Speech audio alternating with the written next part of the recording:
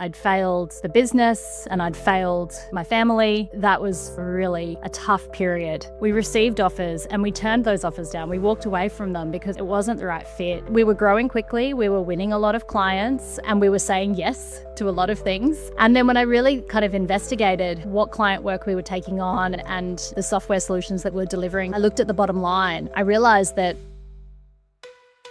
Andrea Tjoeng-Davey is the co-founder and chief executive officer at Scout Talent Recruitment Software and official member at Forbes Human Resources Council, where she leads the development of AI-enabled talent acquisition solutions used by organizations globally. With over 15 years' experience in recruitment, she has helped thousands of organizations solve hiring challenges and is passionate about the intersection of AI and human-led recruitment. She focuses on how technology can elevate human decision-making, helping organizations hire better through a blend of AI, data, and human insight. Andrea is passionate about building high-performance, future-ready teams. I think when something feels off about a person or a relationship dynamic in business, you usually know it early. There have been times when I've talked myself out of it. I want to give people the benefit of the doubt. I tell myself it'll improve. And in my experience, the cost of keeping the wrong person to culture, to my own energy, it's almost always higher than the discomfort of acting sooner. All right, welcome back to another episode of Built for This. I am your host, Jenna Bayuk, and today I am joined by Andrea Tjoeng-Davey, co-founder and CEO of Scout Talent, a company that has grown into leading talent solutions platform, helping organizations attract, hire, and retain the right people. Andrea's journey has been a powerful one. She stepped into leadership within a family-founded business, carrying both the responsibility of legacy and the opportunity to evolve it.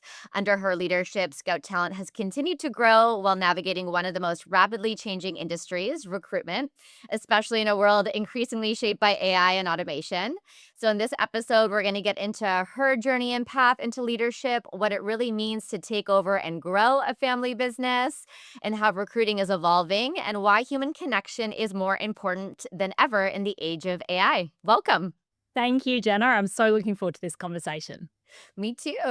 And I always like to start off by learning a little bit more sort of about your background and sort of how you kind of came to be in the role where you're at now. Obviously, I hinted in your intro, there's a family component of the business as well. So I would love to kind of, hear from your perspective growing up. What was your exposure to kind of entrepreneurship when you were a kid growing up?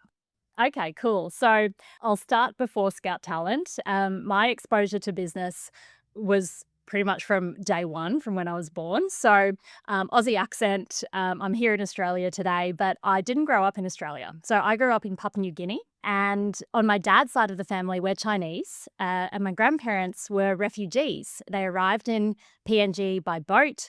They had 9 kids and they had nothing. And they started a retail business there. So this was in the 60s. And at the beginning, it was just one small store, not even a stall. It was more like a stand. And then my dad with his brothers and sisters, they attended school and university here in Australia. And then they went back up to Papua New Guinea to work in the business and grow the business. So my dad, along with his brothers and sisters, have built that business into something really significant over the years, something to be proud of for sure. And my dad's work ethic is next level. So it's all about work hard, look after your family, persist no matter what. So the business was a really big part of my childhood. And I grew up in Papua New Guinea along with that business. So that was my first kind of exposure and also my education in business long before I really knew what like a career was. It was just part of life. And then we moved back to Australia when I was about 8. And as I grew older, my mum, her name is Suzanne Mather. She's an amazing business person in her own right.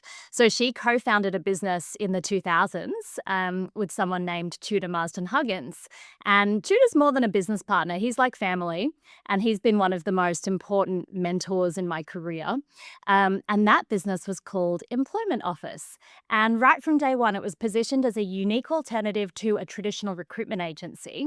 And I joined a few years after they founded Employment Office. I was still at university.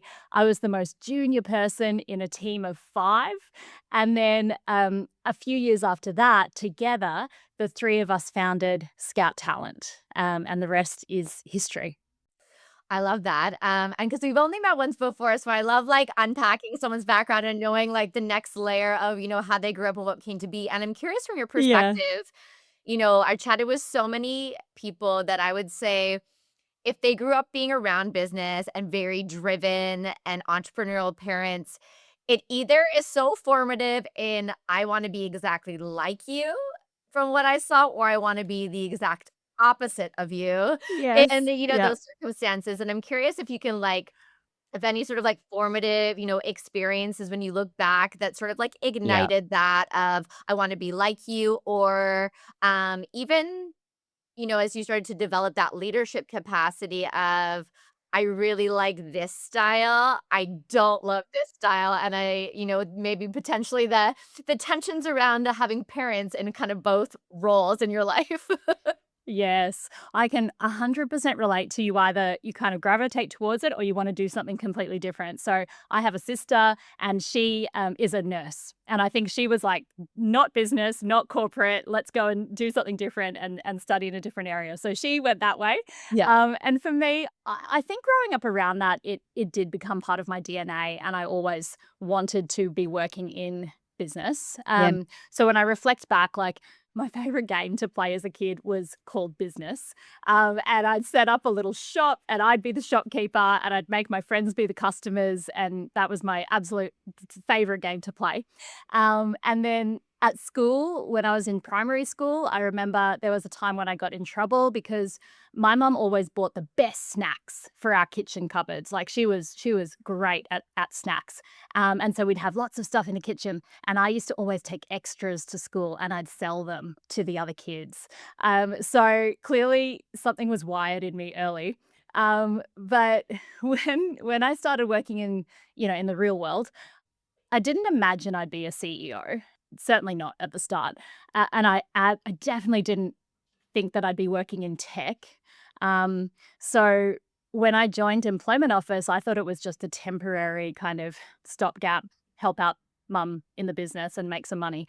But I really fell in love with working. I fell in love with what you can learn when you're on the job. I fell in love with interacting with customers and earning money and just being in the real world. So I stayed and I've grown into both the CEO role and the tech world over time, but it didn't happen overnight. And it wasn't like a supernatural pathway for me at the beginning.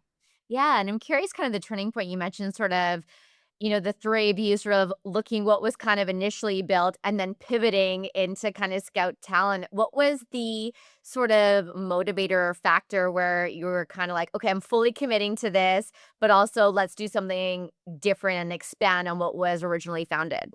I don't know if it was a single moment. I think it was more like a series of choices. So every time I could have left and, gone back to uni and finished the uni degree and gone and worked elsewhere, I found a reason to stay because there was something new to build or a new project to work on or a new area where I wanted to develop my skills. So it was gradual in that way. But if I had to really point to a turning point, it would be the founding of Scout Talent, as you said. So we had built an in-house software tool to solve our own problems, which is where I think some of the best businesses come from. And we started to realize that we had something special here and that there were clients who enjoyed using the tool and there was potential to turn this into a business. And we also were keen to evolve the business from kind of more of a services business to a recurring revenue business. So that was when we, over a series of a few years, we were playing with that idea and building the technology. And I was designing the features and we decided it was time to co-found a new business. And Scout Talent was the software offshoot of the original Employment Office. And that was special because it was mine to build in a way that the original business hadn't been necessarily. And over time, Scout Talent became the core brand. So that's our business today. And I look back on that and I look back on the founding of Scout Talent. And I think that was the moment when I was all in. Yeah, I love that. And I know you mentioned there was a key mentor for you during that time. And I always love to dig into sort of what that actually relationship looked like and how it challenged you. And I find, a big challenge that I kind of run into even with people growing or entering the workforce is really surrounding themselves or finding that mentor. Like, what does it actually mean? And sometimes you're gifted with one that just sort of kind of falls into your orbit and is really meaningful. And sometimes you really got to go out and find who those mentors are going to be. So I'd love to kind of hear a little bit about your experience of like how that pushed you and helped you step into what I would think would be sort of a daunting task to kind of, okay, like we're gonna build this, because there's that threshold of like, what if it fails and what if I'm not good at this? Yeah. I think in the early days, the what if it fails wasn't really on my radar, if I'm being honest, because I was Yep. super naive. I was young, I was naive, I didn't have a lot to lose. I was Yeah. like, oh, yeah, let's just go. This is fun. But I started to definitely get that sense of what if it fails. And this is a lot later on in my career. Yeah. And that's something that I've dealt with much more recently, to be honest. Yeah. But at the beginning, the stakes were low. So, all good, fun and games.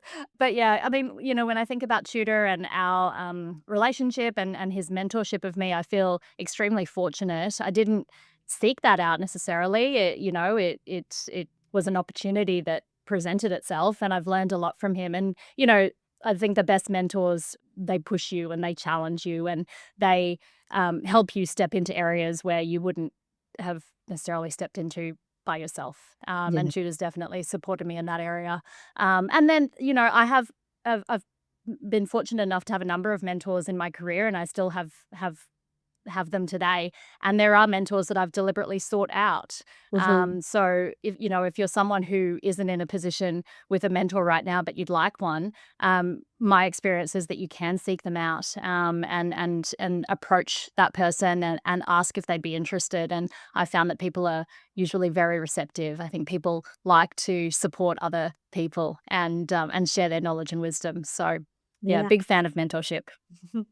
I'm curious, sort of from the legacy and kind of carrying that forward. I'm curious if, parents are involved in, where you're at today from like a business perspective and sort of, what it meant to you. And I'm sure probably more clarity on that now versus like in the moment and being like you mentioned, young and nothing to lose, like, okay, this is great. Let's Yeah. do it. Sort of Yeah. what it kind of means to you as you kind of look back to be able to sort of carry and evolve the family business forward. I think that even from the beginning, although I didn't feel like the stakes were as high, and so I was less kind of concerned about what if it doesn't work, what if we lose it. Right from the beginning, I was very cognizant of the family relationship in a business and not wanting to give people the impression that I didn't deserve to be working in the various roles that I held. So that Yeah. was certainly on my radar from the start. I think the other element with family business is you're carrying something that was built with real love and real sacrifice, and there's a responsibility there, like a deep personal responsibility to protect that and grow it into the future. But at the same time, you have to balance that with not being too precious about evolving it. So my mother, Suzanne, and Tudor, they built Employment Office from nothing. And the trust and the care that went into building the original business is something that I feel a responsibility to honor. But at the same time, I think we all understand and agree that businesses do change, they need to evolve. And so we can't keep everything that was in place at the beginning. So there's a sense of responsibility there for sure. And there was a time, actually more so in the last kind of five years or so, where I was carrying a real weight. And I look back now and I realize it was not serving me at all. So Yeah. we were going through a high growth phase. We're a privately owned, self-funded bootstrap business. And we started to kind of toy with the idea of maybe we'll look to, partner with an investor, get some capital, maybe liquidity event.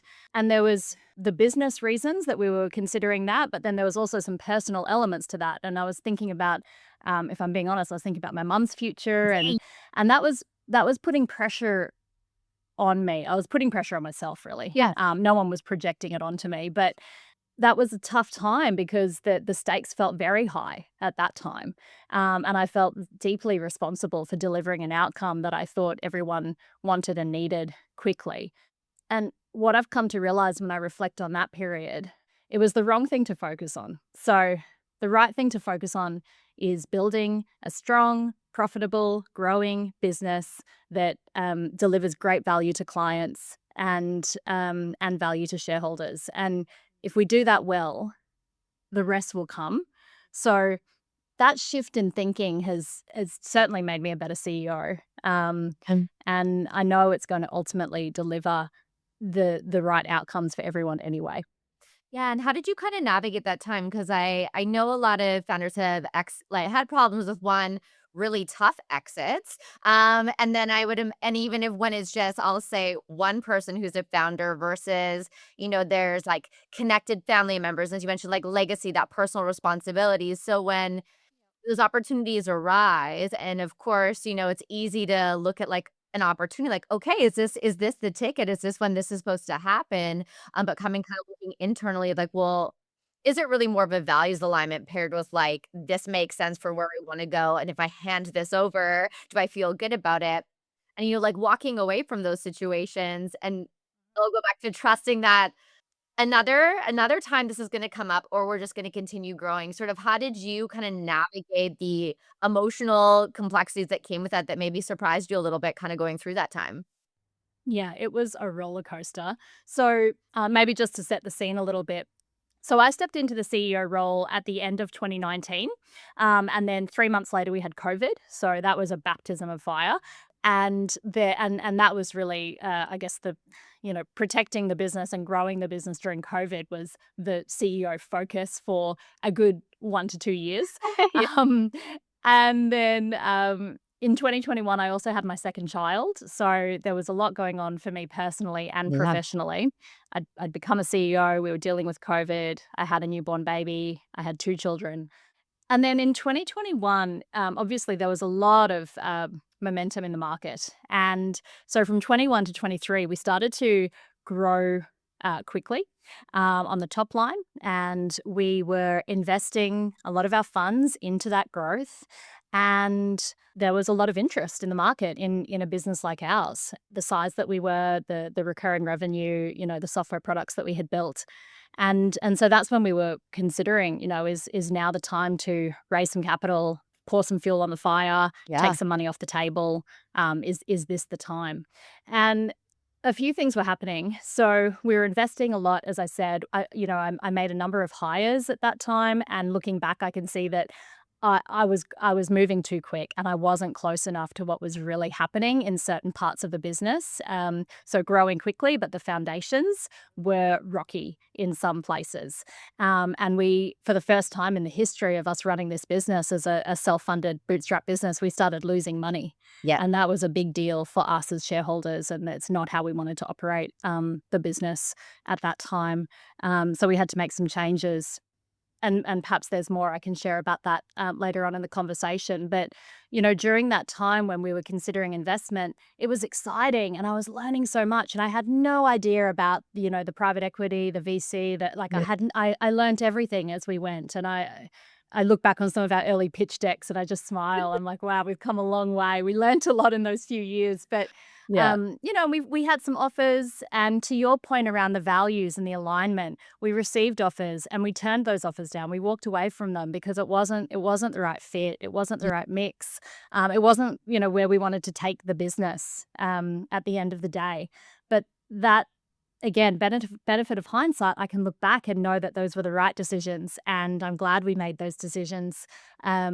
And my fellow co-founders, my mother and tutor, we're all on the same page with that. But at the time and shortly after, it felt like failure.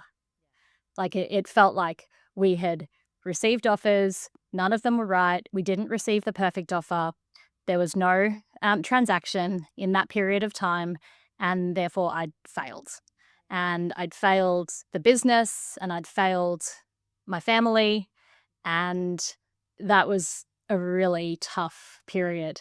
And it felt so real at the time, and you look back now and you realize you hadn't failed, but it was a tough slog for a couple of years there. And I'm curious for you because I speak with so many women, and it's fascinating when I always meet like amazing, smart women, and they talk about the most complex times, of business, but also met with family push and pulls. And I always laugh, and I was like, never in a man's story do you hear like, "I had the kids," and, like, I was all it's just the business is the problem, you know what I mean? Of, like, I just had one really Yeah. big problem to solve.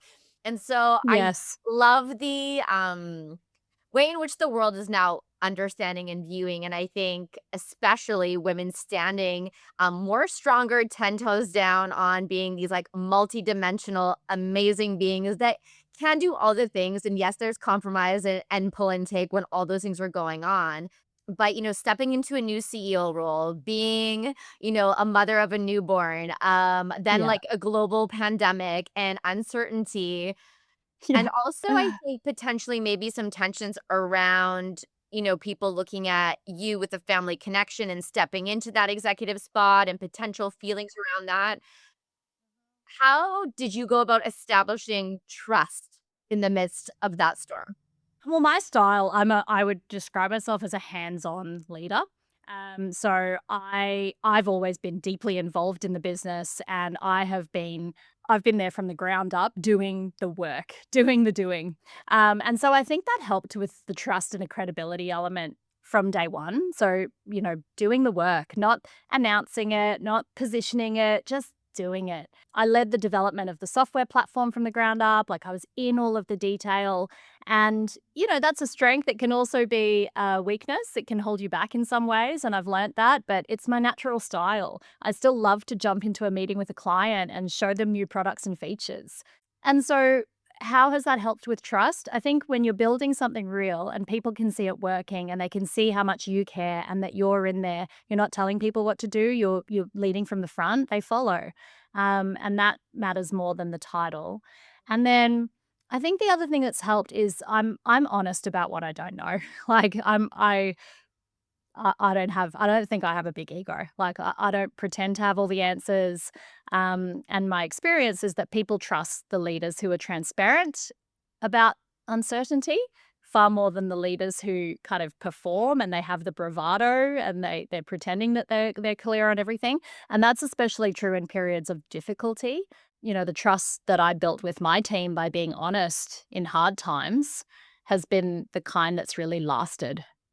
Yeah, I love that. And so you have what I would call like very formative years in, leading and expanding this.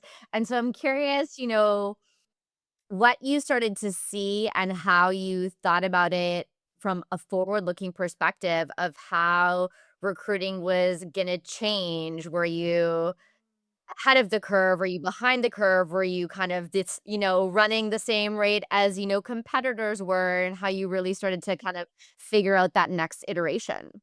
So from the beginning, as I said, when we launched Scout Talent, we had a tool that we had built for our own internal challenges. So it was a Yeah. tool to solve a problem that we had.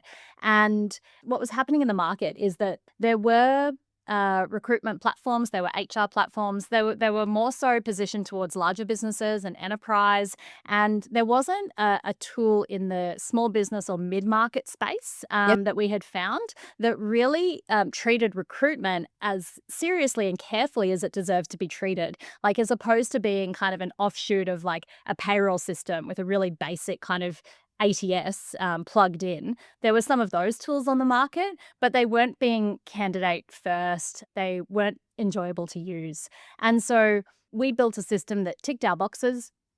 And right from the beginning, we were always about candidate first. So one of our unique features of the product right from the start was that candidates didn't need to log in or sign up before they could apply for a job. We always wanted that experience to be super fast. We didn't want to lose any candidates along the way.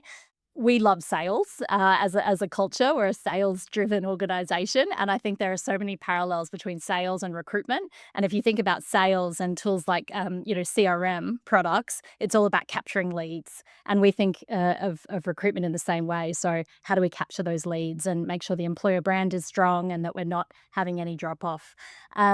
So yeah, right from the beginning, I think we were challenging some of the preconceived notions around how recruitment should work and how recruitment software should work. Another thing that we did in the early stages is we developed an online kind of first round interview process, which meant that clients didn't need to collect cover letters. They often don't need to collect resumes. They're able to kind of get the information they need from the candidate right from the start. And back then, that was pretty novel in an applicant tracking system. So those are some of the things that we did in the earlier days. And then right now, if I reflect back, I mean, we're at a super interesting time for recruitment. I think that the biggest shift in recent years, if I just pause on everything that's happening with AI and tech now, but in recent years, I think recruitment has gone from transactional to more strategic. I think more organizations understand and see it as, a capability and something that you should invest in and design deliberately and measure properly. So that's awesome to see, because in the early stages, we were having to do a lot of education around that for smaller businesses. And that's changed in the last 10 years. And then right now, like, technology is creating just new challenges and new opportunities. So application volumes have exploded. AI has lowered the barrier to applying. So candidates can apply to dozens of roles in minutes. There was some data out of Greenhouse that showed that the average job ad is now receiving 242 applications. So we've gone from a world where you couldn't find enough candidates to a world where you're drowning in applications and you're struggling to find the needle in the haystack. And then, to make things more complex, we're in a world where AI is writing the applications and submitting the applications, hence 242 applications for the average job. But then AI is also screening them on the hiring side. So that's raising a really important question. Like, where does the human sit to make sure that there's quality and authenticity and genuine decision making? So that's a tension that the industry is grappling with right now. So recruiting, it's changed over the decades, and it's still changing, and it's going to be changing into the future. It's never boring. And I'm curious, from your experiences, what do you still kind of see that companies are getting wrong about recruiting? And even, if we add the second lens of how they're looking at AI from a sense of quicker, faster, again, less humans required to do this, so we maybe need a smaller team. Yep. How you're having those conversations and how you're also looking at that of kind of not quite still the right lens, but also the like, yes, and, or like, yes, but here's what we have to do. Yeah, super interesting. I mean, there's a mixed bag, right? So Yeah. there are still lots of organizations that are hiring like it's 2016. So, like, there are still organizations with a lot of reliance on CVs and cover letters and manual screening and disconnected tools, and there's inconsistent processes across teams. And I think it's easy to fall into the trap of thinking that adding more steps to the recruitment process or more technology is going to fix it. But it won't by itself, because more steps can usually it's usually just going to slow everything down, and it's going to exhaust the candidates who you actually want, and it's not going to serve anyone. So there are organizations that are still kind of hiring like it's 2016. There are lots of organizations that are still underinvesting in employer brand. So candidates are evaluating you just as hard as you're evaluating them. And the experience that you create in a hiring process, it's giving people a window into your culture. So if you're slow, if you're disorganized, if you're impersonal, that leaves a lasting impression on people, and it gives them a feel for what it's going to be like to work there. Yeah. And So I'm that, curious that's a challenge. Yeah, and I'm Yep. curious, from sort of the systems or tools you set up from that, branding and personal experience. What does, what you're doing help kind of align that better? And I think there's always this tension because you'll have, different leaders have different interview styles, have different things that are important. And I think I'm so curious, as we look at like the speed and not wanting to add the same steps, but it's interesting to try to condense it so that each person gets the information that they're really always going to kind of focus on or be looking for from a candidate perspective. Well, I think AI can be a tool. It can aid you, it can help with the speed, but it shouldn't replace the human element in the decision making. So at Scout Talent, our philosophy is, AI enabled, but human in the loop. Um, and I think that, you know, hiring needs human judgment, no matter how sophisticated the technology gets. And people still make decisions with their gut and then they justify them with their head afterwards. And that hasn't changed. I don't think it ever will. And I don't necessarily think it's a bad thing because values alignment and culture fit, they're still fundamentally human calls. But where AI can help is it can surface patterns. It can inform a decision. It can help you move through a high volume of applications quickly to kind of weed out the people who are completely unsuitable and don't meet your criteria. And we have technology that our clients are using today that really supports with that.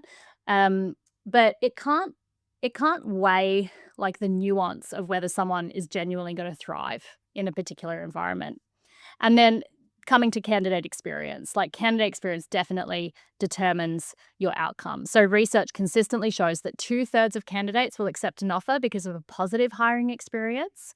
And that's a human to human thing. So that's the conversation, the responsiveness, the sense that someone actually sees you as a person. And technology will never create that for a human. Yeah. No, I agree. It's always so fascinating. And I think too I mean, it's always been important, but I think it wasn't necessarily a top priority before because there was lots of roles and lots of kind of different pieces. And I think now that teams are going to be leaner and like who they're choosing is even more crucial versus in like a larger organization where you can just kind of get lost in the shuffle sometimes. How you're still making those decisions is so important, and then you can't Yeah. turn and burn as quick, because it's Yes. gonna dramatically affect, 1, the business, but also from a culture perspective.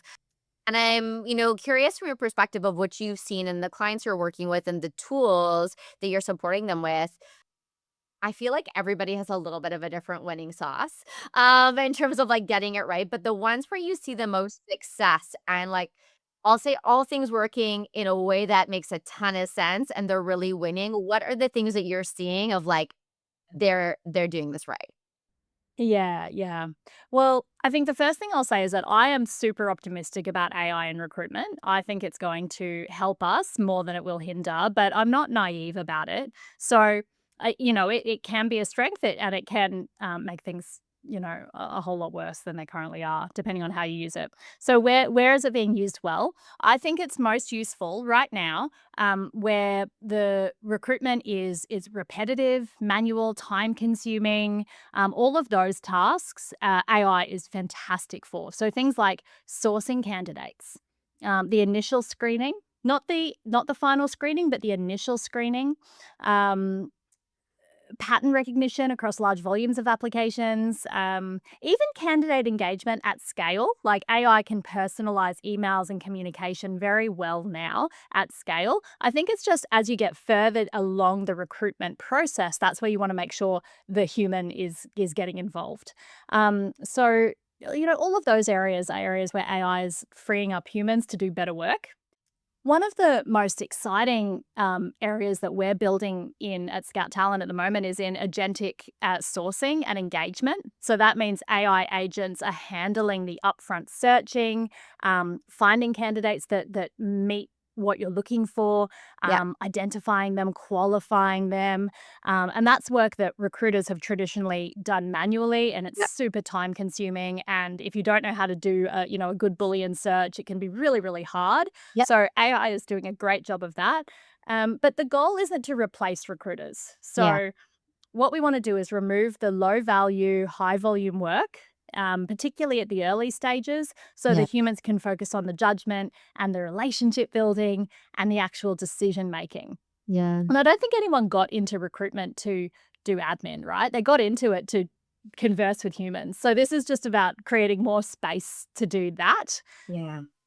Yeah, I think that's the opportunity for us, and that's where it's used really, really well. Yeah, I love that. And then from a leadership style perspective and, navigating a evolving business and particularly in where you're focused, a lot more rapid iteration and changes to kind of come to market with products, use them and educate clients, but have them integrated. Sort of what has been kind of your style in, growing the business, but also being able to kind of educate your current clientele of, like, what's evolving and how to engage them to kinda continue to build momentum. Well, if I look back over the years, even since I stepped into the CEO seat, which was only 5 or so years ago, I would say my leadership style has evolved a lot. I think one of the things that comes to mind is probably what I've had to unlearn rather than what I've always known. So I spent years being a people pleaser and a perfectionist. And on the surface, you can think that, well, that maybe those positive things, but I think we all know, like, they're not, that they can get in your way. So you work hard, you care for the clients, you care for your people, you want everyone to be okay. But I've learned that people pleasing really can create some blurred lines and people don't know where they stand, particularly people on your team. And that's not kind. It's not doing a service to you or them. It's just comfortable maybe in the moment, but in the long term, it's bloody exhausting. So my leadership has evolved from being a perfectionist and a people pleaser to just being upfront and honest and direct, being clear on what we're trying to achieve here, communicating that early on, and being comfortable with the fact that it's not going to work for everyone and we're not going to be able to serve every client. And we need to be intentional in who we're serving and focus on building products that really work for them. And then when it comes to the team and the hiring, we need people to be able to opt in to what it is that we do have to offer and be okay with the fact that it's not going to be for everyone. So what I try to do in terms of leadership style now is I lead with clarity first. I'm really honest about what matters and what we're trying to achieve and what good looks like. And then I trust people to do their jobs within that. And, the empathy hasn't gone away. I care deeply about the people I work with and the clients we serve, but I've stopped thinking that care and high standards are in tension with each other because they're not. And the best teams that I've built have had both. Yeah. So if I had to boil it down in terms of leadership style and how it's evolved, I'd say clarity, trust, and outcomes in that order. Yeah. And was there anything that really helped you shift that or feedback that you received where you're like, oh, like this is not working. How I'm doing this is not working. And I find that a lot of entrepreneurs, founders, owners can kind of get stuck in their style, whether it's serving them or not. And then it's just kind of not my responsibility to adapt and change. It's everybody else's so that we can continue eating. And I'm curious, was there just sort of a moment of like, no, I want to do this, but also what did you put in place to actually help you shift operating? Yeah. So there are two things that come to mind when you ask the first question, and that is, we were growing quickly, we were winning a lot of clients in kind of the most recent high growth period, and we were saying yes to a lot of things. And then when I really kind of investigated what client work we were taking on and the software solutions that we're delivering to all sorts of organizations, and I looked at the bottom line, I realized that some of those deals weren't profitable. They were costing us money, and we were saying yes to things that we shouldn't have said yes to. And B, the clients, we weren't serving the clients in the best possible way. And there were some hard lessons learned, and I had to learn to kind of be okay with walking away from some business and parting ways respectfully with certain clients, so that they could move on to a different solution that worked better for them. And then if I move to the team side of things, I made some hires during a high growth period, and I was not close enough to setting expectations and making sure that the mutual understanding was there from the beginning. And I was kind of swept up in the growth opportunity and what I thought that people could bring that maybe I didn't have, thinking that they would know better than me, was another element there. And then I also had the personal situation of the newborn and the sleep deprivation and all of that. That didn't help. And so, I brought some people into the business, and I wasn't having enough forthright conversations with them, and we were slowly starting to kind of go in different directions while still being in the business together and on the team. And it kind of hit a pressure point, and I realized it wasn't working, and we parted ways very quickly. And that had ripple effects on the existing team and the A players who I did feel were right for the business and I wanted to retain, because it all happened so quickly and it was a surprise. And it was a surprise to them, and it was a surprise sometimes to, to the person in the role. And so I look back on that and I think, you know what, if I had been less focused on people pleasing, if I'd been less focused on perfectionism, if I'd admitted that actually I made the wrong call here and something's got to change and there are some forthright conversations that have to happen, I could have saved all of us a whole lot of surprise and heartache in some ways. Yeah. I could have executed that so much better. But I look back on that and I'm like, you know what, I'm not going to kind of, lament over the past. That what Yeah. happened, and I learned so much from it, and now I'll take those lessons into the future. So yeah, but I hope that answers the question. That's what comes No, to that mind. does. And it's always one of those things I think that no matter where you're at, having that kind of transparency and understanding of what happened, especially in retaining people, which so often I find missed of, sometimes executives don't want to like revisit, like, oh, we'll just keep going forward. This is a reset. I'm like, well, yes, but there's been some things that happen if we pretend like there wasn't mistakes made, that there hasn't been learnings. All Yeah, the subtext is still in that room of, am I next? Is actually anything changing? Is this just the best next cover story of, that next iteration of growth? So I think being able to, be in that room and being like, okay, so this didn't work out, but like, here's, what we're going to go doing forward. And I'm curious, during that time of what you really learned about building a strong team. oh, there's a lot I could say. I mean, I'm a huge fan of Patrick Lencioni's five dysfunctions of a team, and I completely buy into that model. So, and I feel like I've experienced it firsthand with the great teams that I've been a part of and I've led, and the teams that weren't quite working. So, the idea of that model is that trust is the foundation of everything. And I think speaking to your earlier point, like being able to get in a room and say, you know what, I fucked up. Like I made a mistake. I got that bit wrong. And being open about that, that goes a long way to building trust. And without that trust, you get fear of conflict, and then people aren't challenging you. So I'm very intentional about bringing people into the business who are going to have the psychological safety and also feel comfortable to challenge, because conflict is important at times. And without that conflict, you get a lack of commitment and people kind of check out and think, oh, what's the point?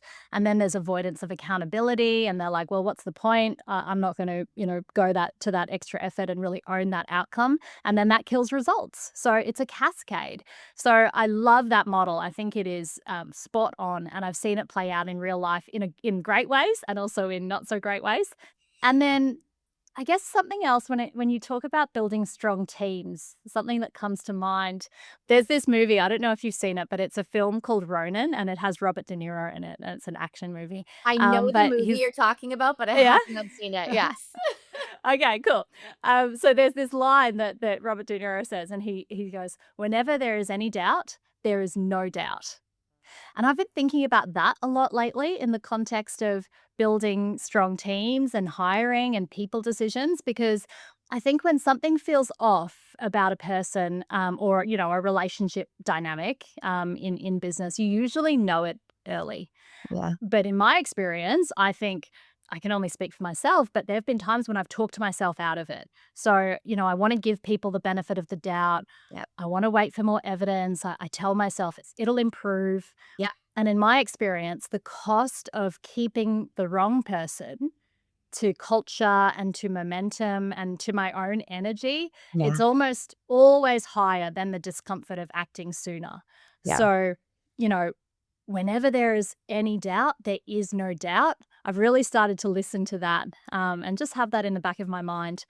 And I think, there are informal ways that you can assess someone, when you're building a team and you're considering bringing someone into the team. You have a meal with them and spend some casual time with them. I've started to do that a lot more, and Yeah. just ask myself, like, are they building my energy or are they depleting it?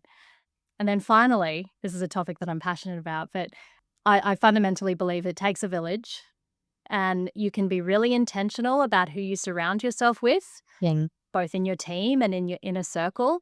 And you should be intentional, because the people closest to your decisions shape everything. So it Right. takes a village, and be intentional about who you let into your village. Yeah, no, I agree. And I have been very much on a path where the past few years, people are like, oh, Jenna, I get what you were saying. Because initially it was more outside circle, like, I just can't. Like, it's just a full body no. Like, I can feel my, like, I call them like soul suckers. It's like, I can feel it. It's taking a piece of me. And I think sometimes, especially, I feel a little bit different in the ways it shows up, but I definitely have got the same kind of connection and feedback, especially from women. Sometimes you fight through it because you're also negotiating with yourself about your value. And like, is there something that maybe I need to just put up with, or I'm not quite smart enough in that area, or I'm not good enough yet? So, what I'm feeling is actually just maybe something new about me, and it's not the reality of the situation. And so, it is trusting that and being able to kind of take time to process and understand those pieces, which I think is so important personally and professionally. But the amount of time and bargaining people do of, well, let's just give them a little bit longer or, like everybody's experience that I always see you always have like really one will always send us like the traumatic hire of like believed in them so much, you gave everything and then they leave and there's just like tears and you're just distraught about it. And you're like, you could have been like this amazing human in this role and they just want no part of it. And so you Yeah. kind of be like, okay, where is my responsibility in this? Like, what do we need to change going Yeah. forward? But the amount of times I just see cultures just get ruined because you don't want to address it, you don't wanna have the tough conversation, you wanna kinda almost let it I've seen a lot of unfortunate situations where, founders just sort of let it b like, "It'll blow itself up soon." And you're like, Mhm. Oh, okay. yeah, Yeah. like, "Oh, so we're just gonna let this go full to the end till they're either resigning or you're firing them because you just don't Yeah. wanna deal with it," but not the looking Yeah. at the ripple effect of when those things happen. Yeah, Totally. And I think that, like, something that I touched on earlier, I think sometimes you feel guilty if you incorporate gut feel into your recruitment decisions or your stay go decisions with existing team members, almost there's a little bit of shame in that sometimes. People are thinking, "Oh, but that's my opinion."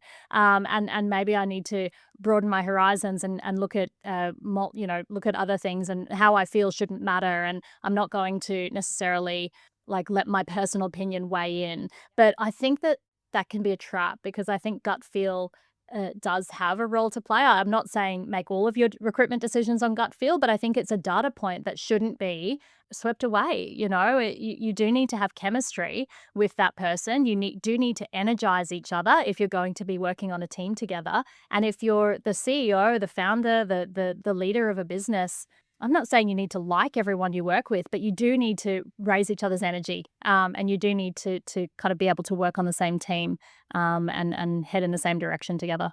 yeah, and I always call gut feel I say I get a ping, and I know exactly where the ping happens when it's like, okay, of course Yeah, you have to have the background and stuff, by that point, you're not, like, interviewing somebody who doesn't have the skills, but you're just like, "Yeah," and I call it the non-KPI on the KPI dashboard of, like, if we were yeah, tracking okay, things, this is, like, who yeah, I can tell you I had a ping about and, like, why they'll yeah, work out and, outside of those things, so I do think it's important, but I think it's yeah, people really being able to speak their truth, but also yeah, even if the room collectively decides, "No, we're going a different direction," I would say better that you at least said it, and then if yeah, something happens, it's always looked back like, "Oh, they were right, like, there was something off on that," or, like, "They weren't on their yeah, team, but this is how it affected," to kind of course correct along the way.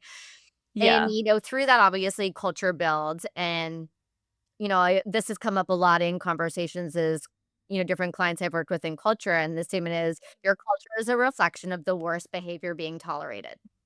yes, yep, And this was, like, a couple years ago, and I kept, like, just hearing that in the back of my mind, and I just had a situation where you're like I saw it come to life, and I was speaking with somebody about it, and they're like, "Oh, say it again?" And I'm like, "Here we go." yeah, I'm like, "So what's yeah, happening right now?" I'm like, "We can't do a bunch of culture events, and it's gonna change this if everybody is behaving like this, or if 2 people who have a lot of influence behaving in this way." yep, It's not gonna change absolutely. anything, and I'm curious how, once you started to understand about your role in building teams and that reflection and changing your leadership style and how you showed up, was there anything that you noticed palpable in a culture shift, or do you start to look at building culture in a different way? I think my journey as a leader and my growth as a leader, since I stepped into the CEO role, has been one of, like, embracing our culture and who we are. And again, coming back to that, like letting go of people pleasing, not trying to be everything to everyone. And that's been my journey. So what I realize now is that our culture at Scout Talent, it's hard to fake and it's hard to replicate. And I Yep. think that's the point. And I describe it as very open, very flat. We have almost no hierarchy. People have real ownership over their work from early on, and high expectations that you'll take ownership and run with it and make shit happen. And, we make results visible and we celebrate success really loudly. And I don't mind saying, like, high expectations are part of our culture. So we care deeply about people and their well-being and their growth and their experience. And we also expect a lot. And I've come to realize that that combination isn't for everyone. But in the first few years, I was kind of trying to maneuver it to work for everyone. And Make it now I've let go digestible. of Yeah. that. Exactly. I've just let go of that. I've made peace with it. The people who thrive here really thrive. And I lose very few of the people that I most want to keep, the A players. So, you know, 24, 2025, they were a real test of culture Yes. because we'd grown quickly. I'd brought on a lot of people. I'd brought on some very influential people, and I hadn't invested the time to have them really understand our, as founders, our values and our culture. And so 24 and 25, we had to restructure. I had to move people on. And what I learned through that period is how you do something matters just as much as the decision to do it. So Wow. I learned a lot of lessons over that period. Yeah, no doubt. I'm curious about, how you look at growing now and how to kind of scale without losing what makes, you special and your culture Yeah. special. And then how are you going about intentionally protecting it now? Yeah. I think, like, honestly, you can't fully keep everything. Yep, Some things do change at of course. scale. And that's a good thing, right? And the question is, which things are you going to protect intentionally and which things are you going to let go of? Yeah. So, for us, the non negotiables are the quality of our people, the effectiveness, the simplicity of the tech that we're building, the genuine care that we have for clients and candidates. We have to fight to keep those at the core of culture because they don't scale automatically. One thing that I really love doing is what I call founder-led culture sessions. So my mother, Susie, and Tudor, they're not operational in the business anymore at all, but I still like to invite them in to meet the team, especially new starters, because there's something so powerful about hearing the story and the values and the experience shared directly from a founder, like the origin of the business and the intention. And I think that is going a long way to helping us scale without losing the all of the good kind of the essence of what makes us special. I love it. Talking about, not losing what's special about, the organization when scaling. In terms of, looking forward, how are you seeing the future of work evolving? Because there's a lot going on. The narrative Yeah. is shifting as we And speak. everybody, depending on what they're in, has a little bit of a different perspective about it. Yeah. Yeah, yeah. I'm like, "Oh gosh, I'll say this now, and it'll be what I genuinely feel, but who knows Yeah. in 6 months' time, it Yep. might be New different." information. But I think for a few years, the conversation was shifted more towards employee being in the driver's seat. So, there was a lot of focus on what are we offering our people and flexibility and purpose. And remember, the great resignation was all over the place. And what we're seeing now in 2026 is the pendulum is swinging. And there are a lot of headlines about employers reducing headcount and executing significant redundancies. And there's a massive push for efficiency. And I think it's interesting because something I find interesting is that there's a tension in the market about how much of these mass redundancies is like a genuine AI productivity story, and how much is AI just a convenient scapegoat for decisions that the companies were going to make anyway. So that's something that I find interesting when I think about the future of work. I think AI is changing the economics of certain roles, particularly process heavy, repeatable work. But I also believe that some of the headcount reductions we're seeing are about businesses getting leaner after years of overhiring. So I don't think it's purely an AI story, even if it's sometimes being presented that way. And what I think stays constant through the cycle is that people still, they want to do meaningful work, they want to be treated with respect, and they deserve to be. And the organizations that hold on to great talent through uncertainty, I think there's a real advantage there. I think there's an opportunity for some of maybe the smaller organizations to buck against the trend, and really hold on to those A players, because the pendulum swings, you know? Yeah.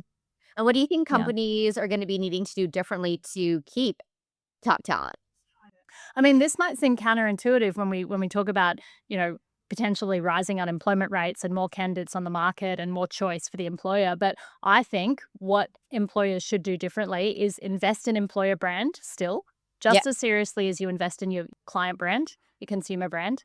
I think your reputation as an employer is now super searchable and visible.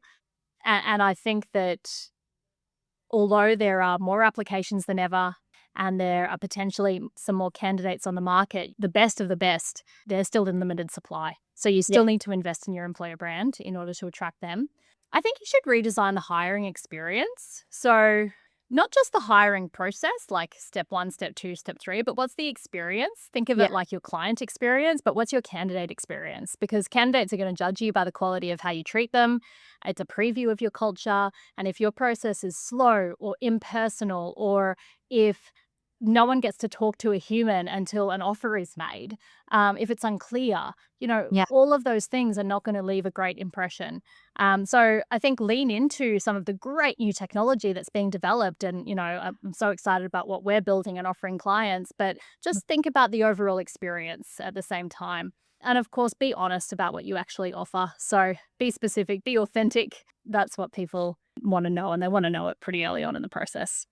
Yeah, and I would love for you to kind of give your perspective when you're saying invest in employer brand. I find people have a sometimes a misguided thought process around what that actually means or actually how that shows up for them from perspective. So I would love for you to talk about what is actually a really great employer brand from a recruiting perspective. Yeah, okay.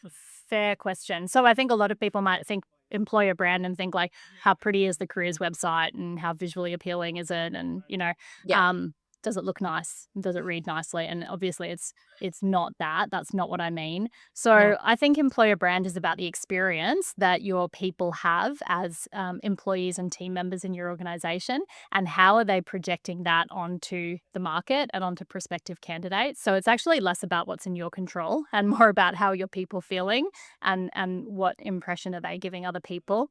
And Yeah. I think, you know, some of the ways that you can bring employer brand to life are authentic stories. Not, you don't need anything too scripted, or like, you know, like video your people talking about what it's like to work in your company, and then put that out there, put that on your website, put that on your social media page, put that into your job advertisements. That is one of the best ways that you can build employer brand, just authentic stories from people who work in your organization. Don't get too caught up about, like, you know, anonymous review websites and what's going on there, because people can see through that. Like, just take the people who you value, who are your A players, and have them talk about why they choose to work in your business and work on your team. And that will come through as an authentic story. And that's one of the best things that you can do from an employer branding perspective. I agree, and often I find people get caught up in I have to get this award or this designation because this means it's gonna equal Yeah. this. I'm like, just because you have, a top employer to work for, yes, that can help, but there's people who have that who have also had very terrible experiences, so they're not, like, mutually exclusive and not necessarily the right thing to focus on, especially when you're Yeah. scaling. Like, you can buy all those. They're not really, like, necessarily, deeply embedded into your company to really verify some, like, crucial points, so I think that's great. Where do you think that the biggest opportunity in talent is right now? I think it's the gap between AI adoption and then actual AI impact. So I think lots of organizations are experimenting with AI in some form, but they're potentially not actually seeing the rubber hit the road yet in terms of improving the outcomes in recruitment. And I think part of that is because very few of them have taken a step back and gotten out of the busyness of the day to day and actually looked at the hiring experience and redesigned the hiring experience and the process around this technology. So I think that's one of the biggest opportunities. Don't just bolt AI into old processes, but genuinely rethink how your hiring is going to work Yeah. and question everything. All of the steps in your current hiring process, question that. Maybe some of those steps are no longer relevant. Maybe you can streamline things. Maybe you cut something out but add something new that is more relevant to today's market and today's technology. I think the organizations that do that are going to pull ahead fast. And, in our space, we focus on mid-sized organizations, and I still think that they're massively understaffed. I love it. Well, I appreciate you coming on and hanging out with me, and I look forward to staying connected and talking more.